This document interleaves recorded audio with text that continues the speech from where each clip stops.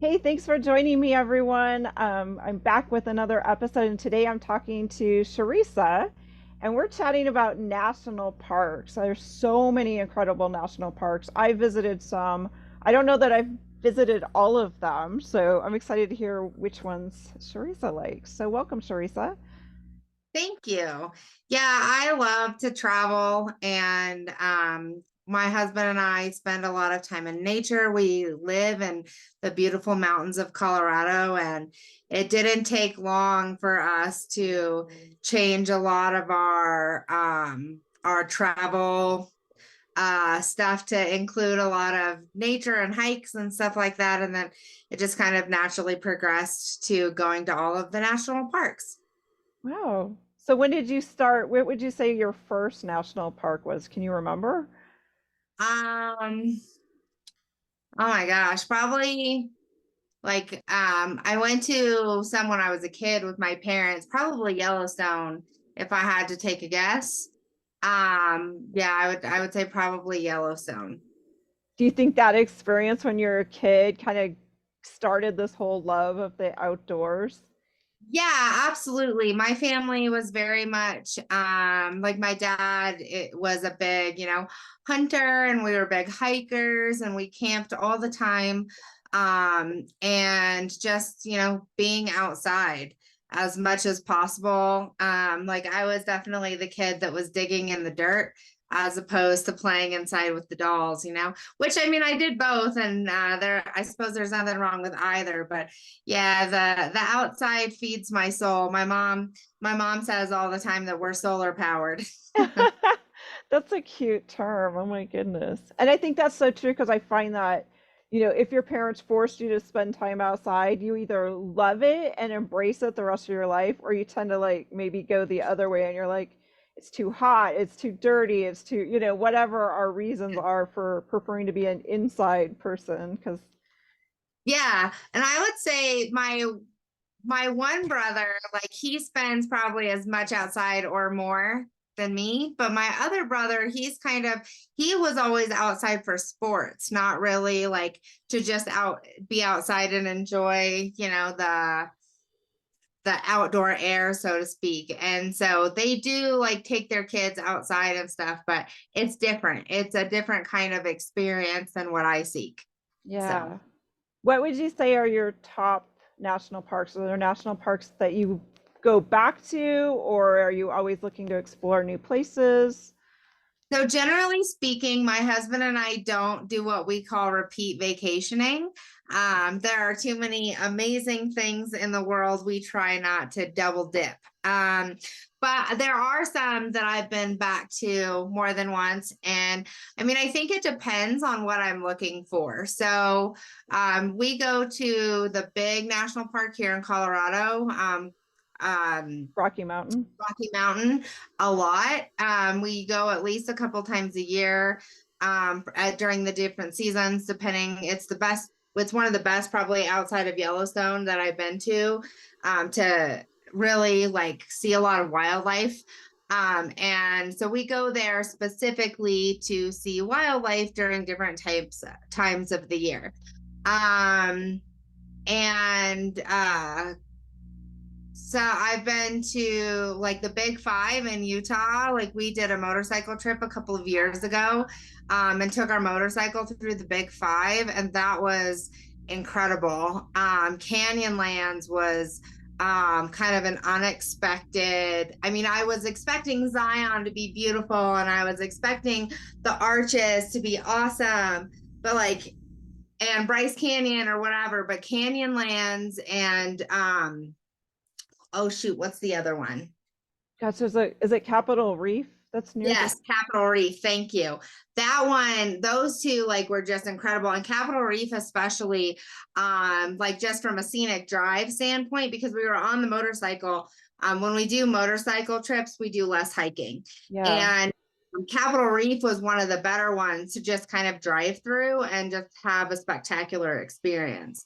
The other ones I mean, like we had to finagle a little bit to be able to bring the right equipment so that we could, go hiking and really enjoy it. But But yeah, so it depends kind of what we're looking for. But the other thing too is one of the most beautiful places that I've ever been, that's one of the least visited national parks in the US, is actually North Cascades in Washington. Oh, yeah. I don't know Yeah, much about it. You're right. it's beautiful. It's there's like some the watercolor there in the lakes, because it's just like it's mountain runoff. But it's also like a very mineral heavy area, I think. So there it's just like the watercolor there is just it's spectacular.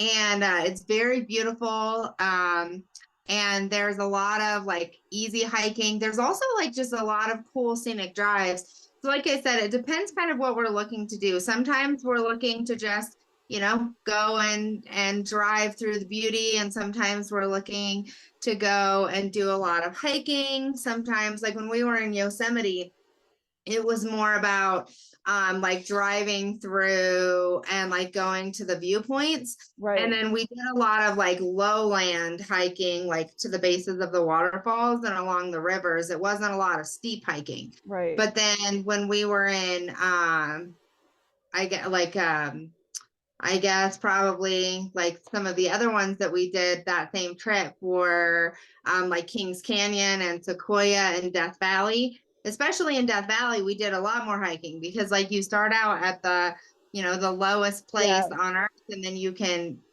drive up and then hike up even further, and it's really, really beautiful. And then same thing with Kings Canyon and Sequoia. There's a lot of just very peaceful trails. So we do when we travel, like generally speaking, I'm seeking a lot of waterfalls. They're my favorite. Even when we travel out of the country, like I just got back today from a Yeah. trip in Europe. And the whole trip was all about waterfalls and castles. And we went to a few national parks in Germany, Switzerland, and in Scotland. So, I Oh, mean, wow. something that we do like everywhere we go, just seeking the beauty that the planet has to offer. So, Yeah, and that's so amazing that you just got back, yeah, from it's like, Europe. yes, I know. And yet you visited these other national parks. So when you're traveling to these places, are you planning your own travels to like Germany and yeah. So, to be honest, like I really like the planning part. I know like some yeah, people think that's crazy, but we do a lot when we travel. Like we're not really go and lay on the beach people. Not that there's anything wrong with that, but it's just not something that I overly enjoy. Like I would rather be hiking, or doing something like in the water or boating or whatever. And so in order to fit all of the things that we want to do, it takes very careful planning. And so I plan it out pretty specifically. I have a system though, so it goes really fast. And we typically plan a morning and an evening activity every day, and we research the food and everything before we go. And so, yeah, we plan out our itinerary a lot more in detail than a lot of people, because honestly, especially when you're traveling to somewhere that you've never been, there's nothing worse than wasting a half of a day trying to yes, figure out what to do. And then you don't have time to do everything, to fit everything in. So we thoroughly research the areas in advance, especially like the hiking and how challenging things are. And because I'm not going to want to do two super challenging hikes in a day, probably, but I maybe want to do two hikes in a day, and so we're super strategic about it. And like, for example, I can tell you an example of when we were in Arches, we were on the motorcycle, oh and we yeah, try to be super cognizant of weather, yes, and went super early in the year to make sure that like we didn't have too high of heat. I mean, it was early enough that we had to cut our trip early and come back to Colorado because there was a snowstorm coming in, but it was still 107 degrees in Zion. And we were driving all through the desert of Utah, and you can't really do most of your travel at night when you're on a motorcycle. And we decided to make too long of a day. because we Oh, didn't plan well, like the day that we were going to Arches, and I ended up like with heat sickness. So so then we ended up having to delay all of our plans for a half of a day. So yeah, planning is definitely an important piece, because you want to make sure you're seeing all the things, but you've got to take care of yourself, and you've got to be cognizant of, these places are in, they're in the wild, like, and at least I recognize, I didn't, in fairness, my husband recognized the signs, and we were about to go on a major hike. oh, Um, and had he not recognized the signs, like, it could have been really bad. Because like I said, I didn't recognize them in myself until about 30 minutes later. But by right. then, it's always like he was already aware that something was off and was like, no, I think we should go back, and cool you off or whatever, Right. So definitely lots of water, and lots of fluid, like just in general when we travel a lot, or when we hike a lot, I mean, yeah, lots of water, but also like foods that add a lot of water to your diet are important. Lots of, fresh foods, and making sure you're taking care of your body, and good shoes. I have a Yeah. lot of problems with my feet, actually. So I have what's called cuboid syndrome in one of my feet, where one of the bones regularly dislocates, Oh no. and it can be really painful. And I have, honestly, like, I suffer from chronic pain in general. Like, I have a bunch of other issues, and so to be able to hike all the time, it's not uncommon for us to do 20,000 steps in a day when we're traveling. I really have to take care of my feet. And so some of the things that I do is I get really good socks, actually, as well, Oh, that have compression around the arch, and that have padded heels and padded on the toe bed. And then I don't wear the same shoes every day, oh, okay. because if I found that if I wear the same shoes every day, I'm more likely to get blisters. That's true. Yeah. So I rotate between shoes. So I always have like a pair of regular tennis shoes, a pair of hiking shoes, and a pair of outdoor hiking sandals. And I regularly mix it up based on what we're doing. And then I have like flip flops and stuff too, like that I wear just regular. But I try not to wear the same pair of shoes for very long, and it's really helped me. Yeah. Um, So when you yeah. packed for Europe, did you have to check a bag then with your extra gear or? Yeah, so when we go on really long trips, we typically because we were in Europe for 10 days, 11 days, and we did several countries. So the last time we did it, we checked one bag and then brought two carry-ons, and we realized it was too much with the different plane hopping and all Yeah. that. So this time we brought two big checked bags and then backpacks instead, because I carry a lot of stuff on the plane with me. I have food allergies, so I like to have like snacks and all the stuff. Um, but yeah, so we checked, but it's important to keep weight down. So like Yes. we spend a little bit more money on our gear, especially shoes, to make sure that they're really lightweight. I mean, my husband's big like hiking boots, that he's got giant feet, and they look massive, but they weigh like nothing. I bet his Wow. boots weigh less than my hiking sandals. That's amazing. I know Yeah. all the new materials and things. That's what's fascinating to me. There's always like better shoes coming out. And like you mentioned, the Yeah. socks. I totally agree with good. I tell people, it's like I spend a lot of money on socks, but it sure pays Yeah. off when you're walking on cobblestones in Europe for hours. Because you do, you want to keep seeing as much. Your time is limited. I don't want to be sitting in my room figuring out where to go. I want to be out.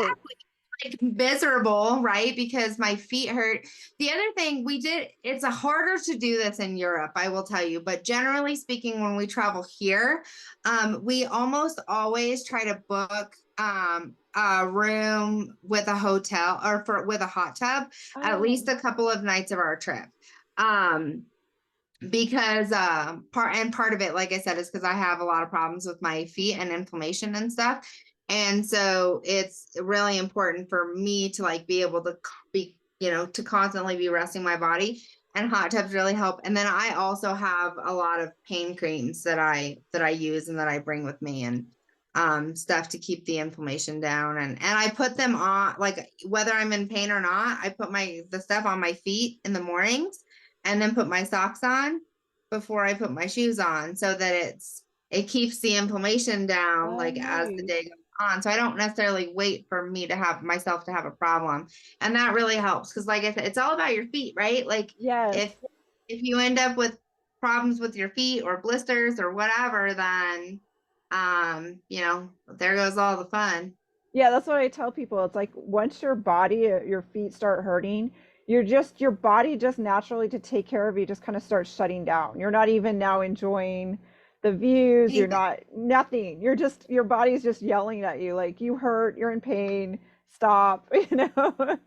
Yep, exactly, exactly. So yeah, I do. I take extra care before I leave, to try to make sure my body's in really good shape and I'm not having any sort of flare up or whatever. And if I am, like, I try to really address it as much as possible before I leave.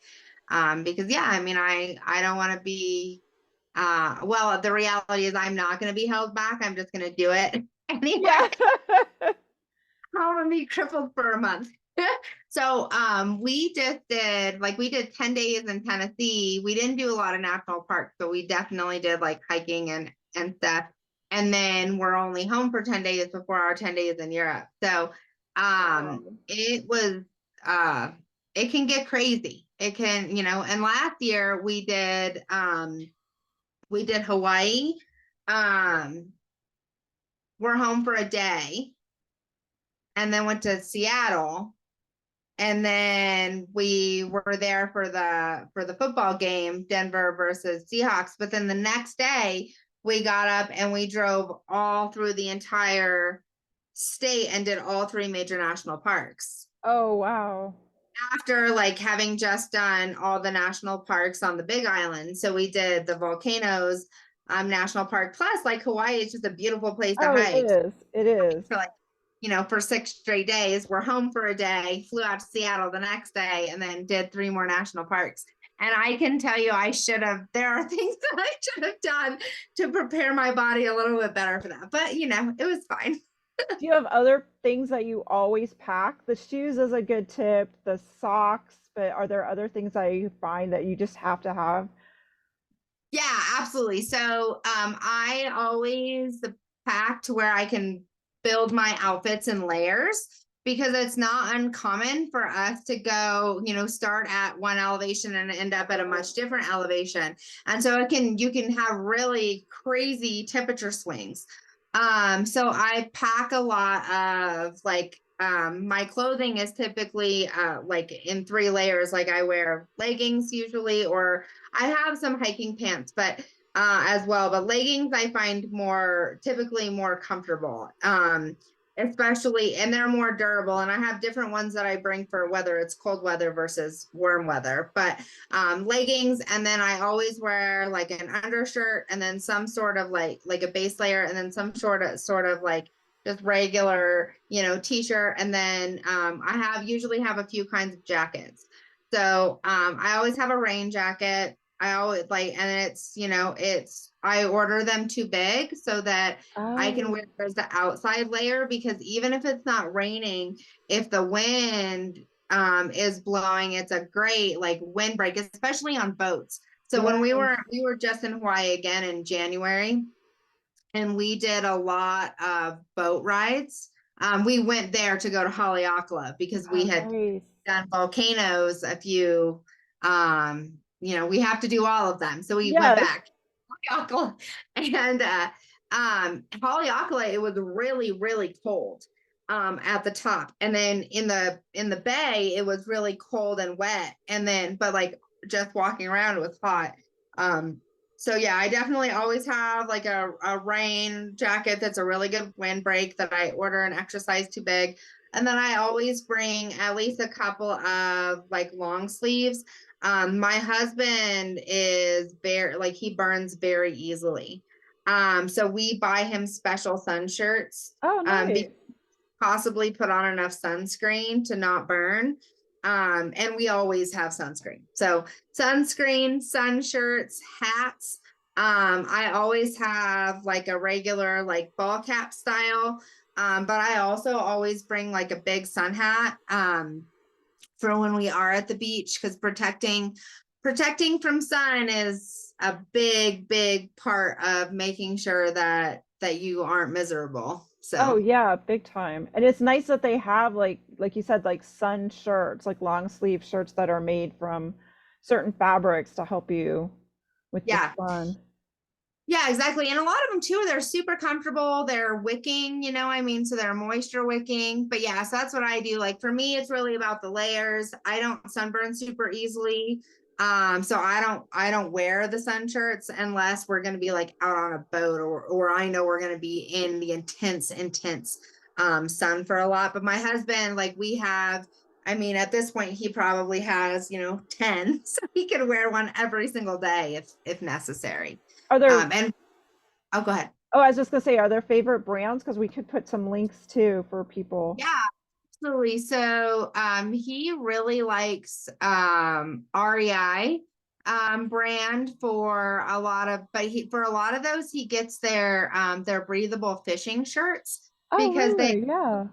have like netting underneath. So and then they like so they're vented. And then we buy a lot of Columbia gear. So the other thing that we always have, actually, that I didn't mention, is we always have fleeces. We always have just nice Columbia zip up fleeces. And because they make a great base layer. But they're also like just a good, if it's just a little bit chilly, a good jacket, because Right. they hot. So yeah, Columbia. And for the long sleeve stuff, we buy a lot of Under Armour stuff as well. So, and then for socks, I like, honestly, the brand that I like the best for the padded socks I was talking about is actually a Walmart brand. It's called Danskin. No way, you're kidding. Super cheap, and I've paid ungodly amounts of money for expensive socks. Yeah, so have But I. my favorite ones are for summer, not for winter, but for summer are the Danskin, because they're padded like that and thick where they need to be, but they're extremely ventilated. So Wow. my feet don't get hot. Um, That's Despite the amazing. extra padding, and it's fantastic. But yeah, and then we do a lot of merino wool. A lot of because we do extensive traveling in the winter, and a lot of winter sports and winter hiking. So lots of most of our winter gear, honestly, it's almost all Columbia. That's what we tend to lean towards for all of our. And then my husband, actually, that's not entirely true. So he buys a lot of Simmons as well. It's a outdoor brand. Mostly, they do mostly fishing stuff. But they also do a lot of those, like the shirts and Yeah. stuff. Yes, we do a lot of that too. See, and I think So that's good to point out that, even if you're not fishing, the fact that it's vented, it's a perfect yeah, summer shirt. And some of us wouldn't have even thought of looking at the fishing shirt because of that feature, but that's yeah, amazing. the vintage shirts are incredible, and they like the vents, like they button and unbutton, so you can close the vents if it's chilly, but you can have them all open if it's really hot. Yeah. And we first started like investigating vintage gear when we rode like for motorcycles, because obviously we have a completely different kind of gear that we wear and take for that. And I'm super particular on being geared up when we ride. It's really important to me for us to be safe, but Yeah. it's also really hot. Yeah. It's really, really hot sometimes. And so, yeah, like, so that's when we first kind of discovered vintage gear. And then we started looking into it and realizing that, yeah, I mean, especially they have better choices for men for outdoor vintage gear. Yes. But I also find that for me, like, I don't get overheated the same way that my husband does. So, like, just the light wicking shirts. But I wear a lot of tank tops, but I don't burn. So, but my aunt, she's really sensitive to the sun and she loves the Under Armour long sleeve sun shirts. I mean, she Oh, wears them. nice. They go sailing all the time and she pretty much exclusively wears those. That's good to know. Some Yeah. great tips. So Yeah. when you're going to the national parks, do you mostly do camping? Do you stay in cabins? Do you stay outside the parks? Talk a little bit about the lodging. Yeah, so to be honest, like we typically don't camp. We used to, but we don't anymore. And we mostly do Airbnbs or Oh, cabins. But it also depends how many days we're going to be in a national park. It's rare for us to spend more than one, maybe 1.5 days in a national park. And because like I said, we call it marathon vacationing, and people think we're insane with how much that we do. But it's how we like it. It's how we keep our travel affordable because yes. then you can go for significantly less days. Um, but so we typically find lodging if we're gonna stay overnight right outside whatever national park we're gonna be at. We really tend to, like I said, seek things that have hot tubs. A really comfortable bed is absolutely like number one on my list. Like I will read reviews until the end of time. But yeah, that's more important to us than necessarily the environment of the lodging because we don't spend any time there. Right. Um, and with the exception of when sometimes like we just will go for a weekend getaway and then we do like in Rocky Mountain National Park. There are some really beautiful like cabins that we like to stay around Oh, right nice. outside there. And then same thing when we were exploring Alaska. Oh, yeah. We there, they if it's a mountain environment, odds are we're gonna stay somewhere like in the mountains in a cabin style. But the rest of them, it's just more about the convenience of travel because we want to get up, we want to have what we want, have breakfast, and like go do our thing. So, but there is the best camping that I have seen is definitely around Yellowstone, probably. They have the as luxury as you want all the way to as basic as you want, and that can be really nice. We camped a lot there when I was a kid as well, and then same thing with like the Black Hills area. Oh, yeah. um there's like Wind Cave National Park and stuff over there.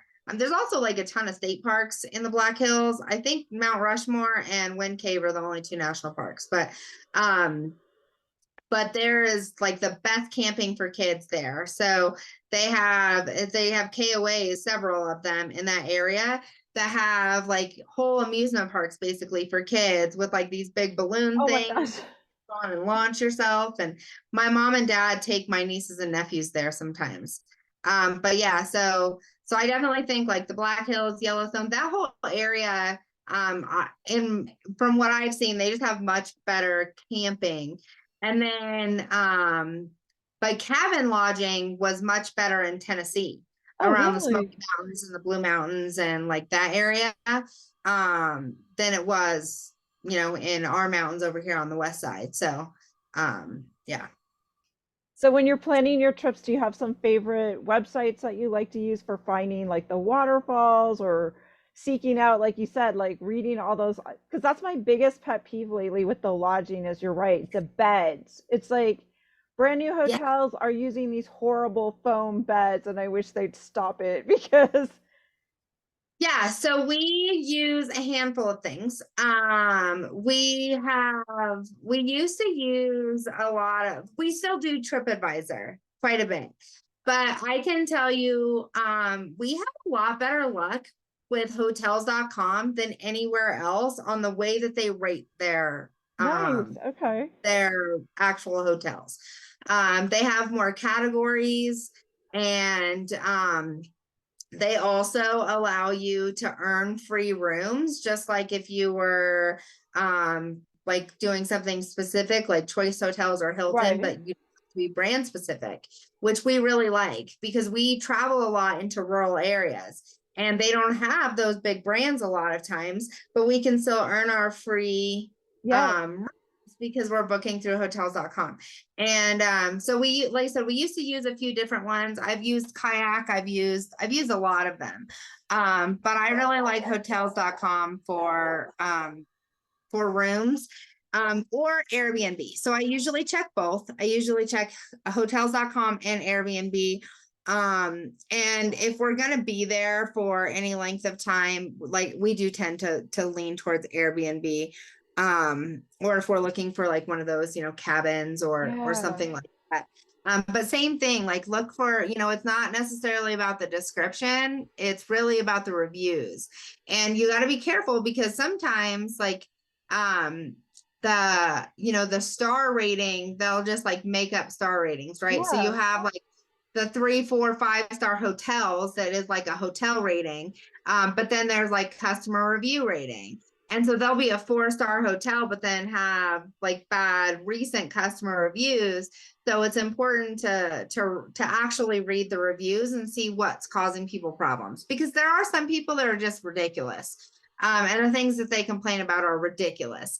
So I'm not going to hold that against somebody. But if anybody ever complains about the cleanliness or about the bed, Yeah. or the shower, like those are my like, nope. Yeah. I Yeah. agree. Yeah, look at what the complaints. Oftentimes I'll click just on the bad reviews to see, Yep. the handful, like what were the issues? Are these like my breaking points, like you said? Is the bathroom dirty? Is the bed like, yeah, what is the deal? Exactly. And yeah, and then the other thing too is like, um, if any of the reviews, like the recent reviews mention construction, I also always call and ask if they're still under construction. Oh, that's smart. Yeah, picking up the phone and just calling. Yeah, because I mean, sometimes I don't care, but sometimes I definitely care.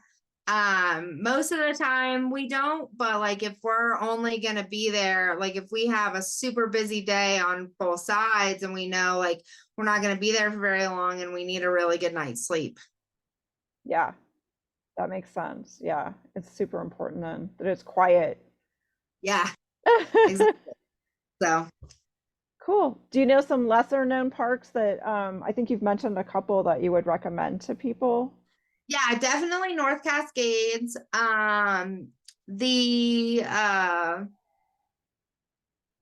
The Sand Dunes in Colorado is a much lesser known park than Rocky Mountain, and it's super awesome. Um, I'm trying to think. I should use my little cheat sheet. I have a little cheat sheet of all the national parks that I've been to. Oh, really? Oh my gosh. Little puzzle. It's actually sitting right there. Well, go ahead and grab it if you want. I'll grab it.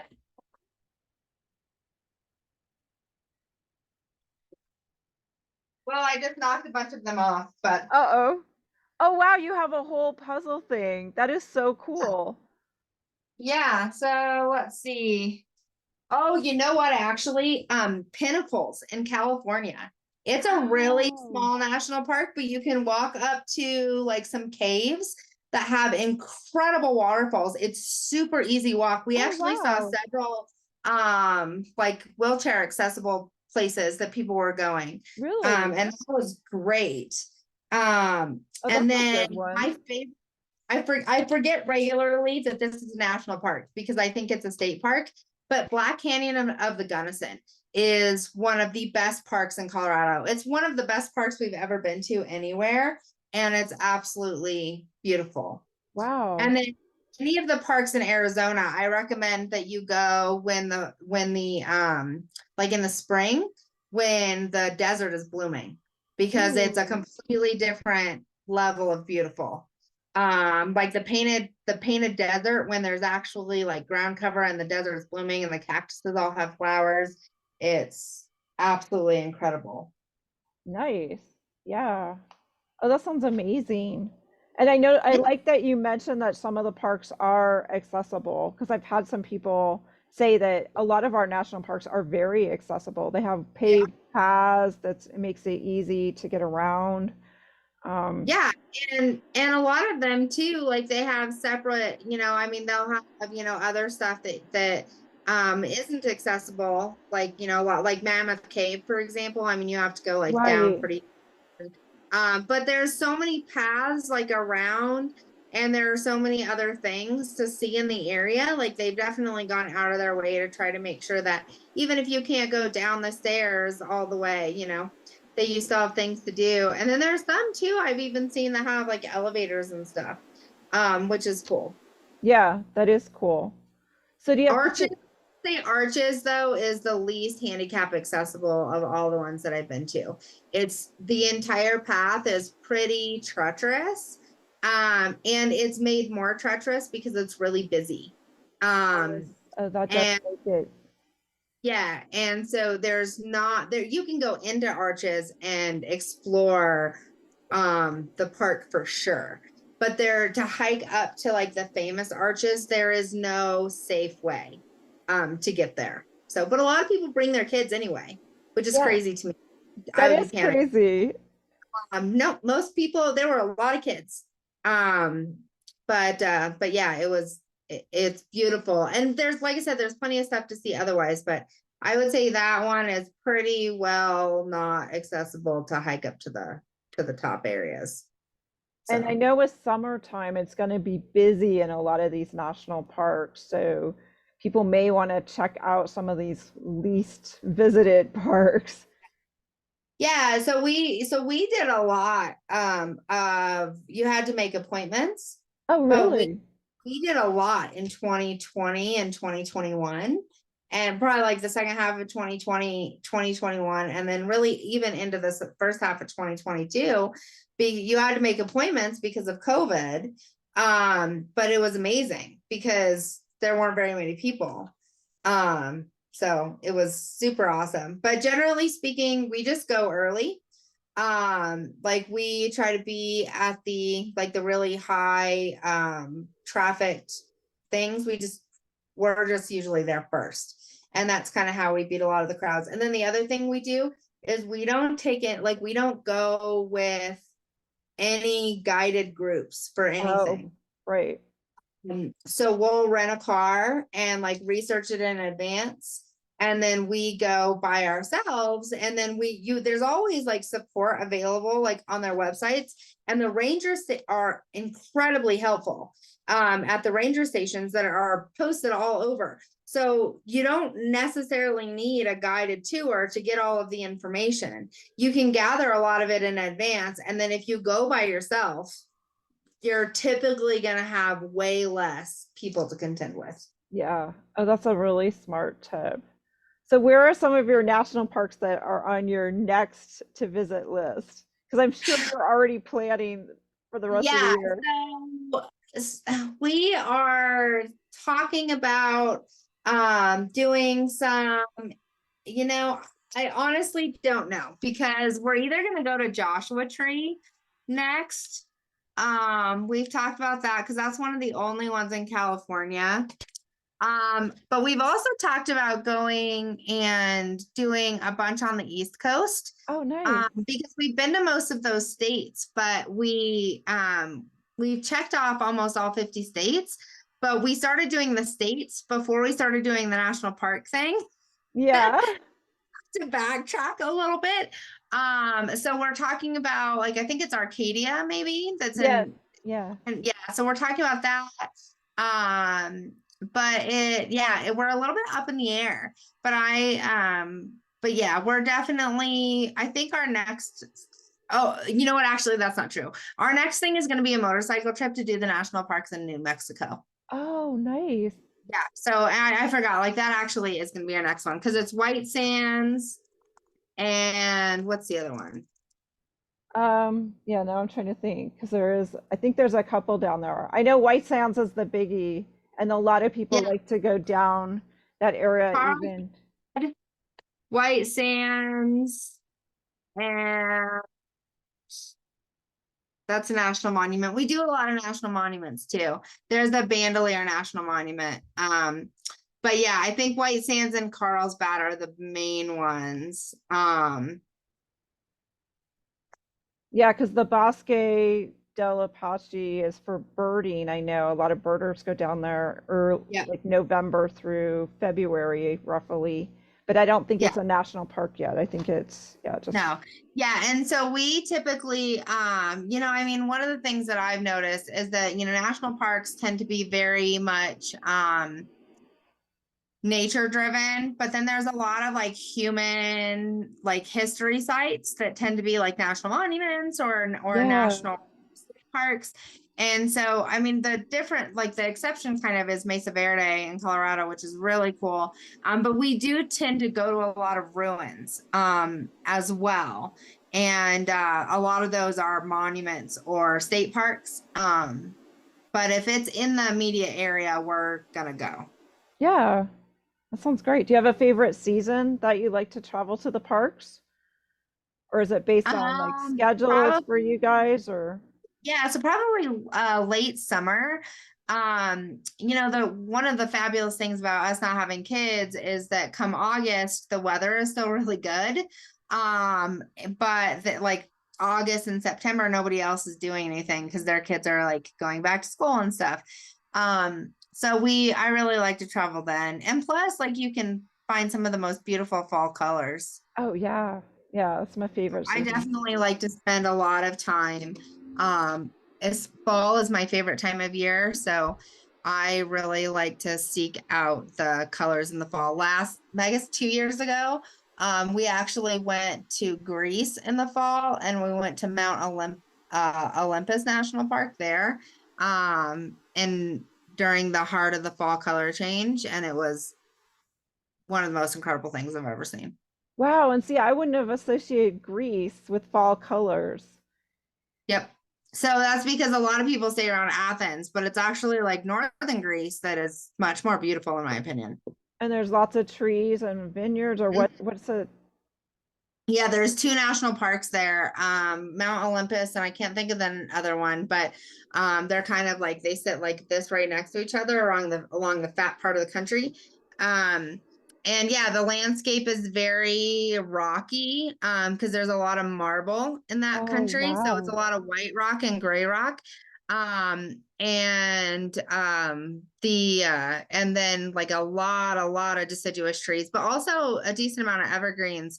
And the ocean, like we went through a few places where you also had the ocean right there, but honestly, like I said, my favorite parts were more in the like the central part of the country, the north central part where it was very steep mountains Oh, and cliffs. And there was a monastery there that we just kind of happened upon that looks like it's sitting basically on top of the world. And that sounds incredible. that's in between the two national parks. So like you got these two beautiful national parks and this like incredible like man-made thing in right in the middle with these beautiful mountains everywhere. So yeah, there's a lot of mountains and a lot of other places that people don't really associate. That's a lot of the stuff that we seek out though. We do a lot less beach style things and a lot more mountain things because there's typically better hiking. So with the exception of Hawaii, I feel like Hawaii had a good balance of both. Yeah, that's true. So do you take a, Especially, I was just gonna say, do you take a lot of pictures and have Insta? oh, yeah, yeah, What's your yeah. Instagram account so people can check out your photos? Post them on Instagram. It's terrible. Oh, you don't? I'll send you my links, but I actually people have been bugging me to put my pictures up on Instagram, so I probably should. But I take hundreds and hundreds. But yeah, I really should put them on Instagram. Yeah, you I do should. Facebook because that's where a lot of my clients and stuff are, and that's where they like to see. I'm a financial coach, and so people like to see what I'm up to and all the things that I'm doing. But yeah, I do have an Instagram, and it's just my name. Okay. So I'll send it to you, and I like I said I will go in and add some of my pictures, but yeah, I keep them mostly for myself. I'm actually in the process of creating an entire, like the little square mix tiles. Yes. I'm about to order probably 150 of them of all of the different places that we've been because I want to cover a whole wall in my Yeah. house with. Yeah, I've seen those mixed tiles and they're super cool how you can have all these, you can get a lot more pictures up and actually enjoy what you've been. And I just think looking at places you've been, it brings that memory back.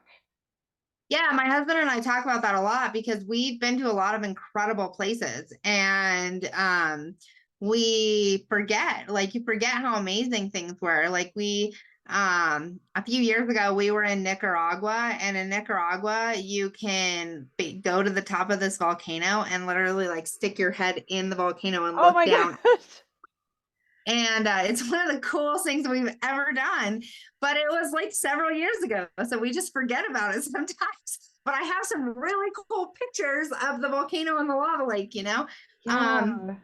so it's just stuff like that. So we have been talking regularly about like, this is crazy. We do all of this incredible, all these incredible things. Like, why is our house not like covered in pictures of our adventures?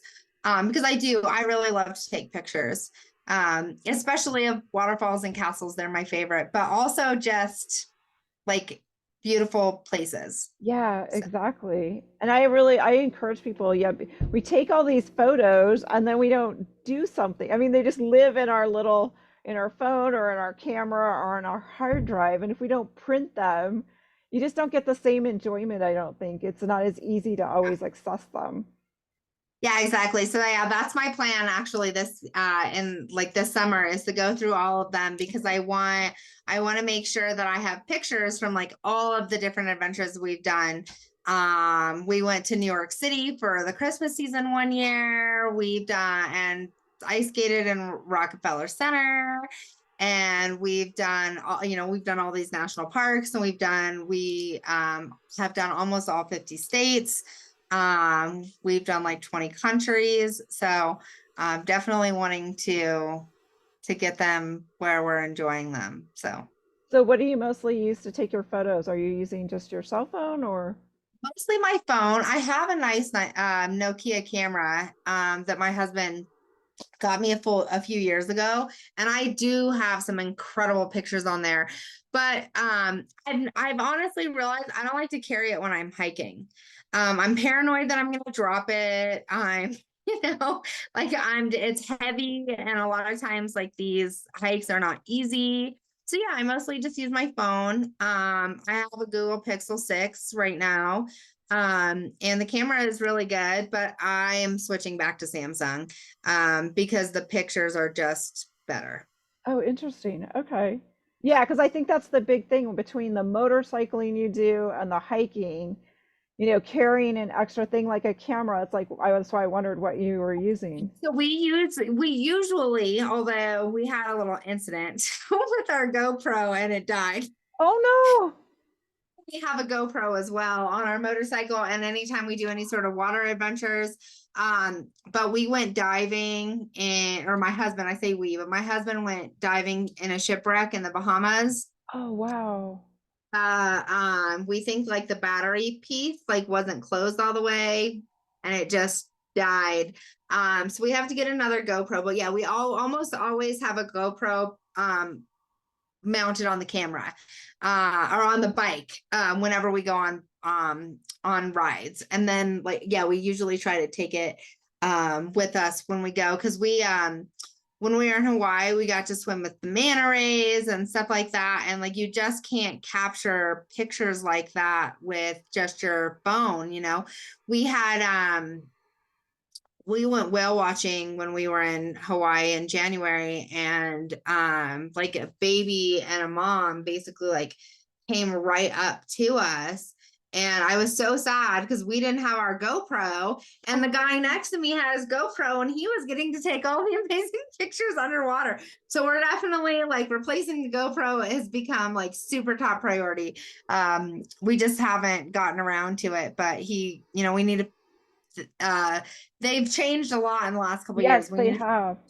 that's one for the motorcycle. So And I think for motorcycling, it is. It's perfect because that's most of the time the best views are when you're going around the curves and you're seeing all the amazing scenery. There's no way you can be trying to like maneuver, try to hold a so I camera.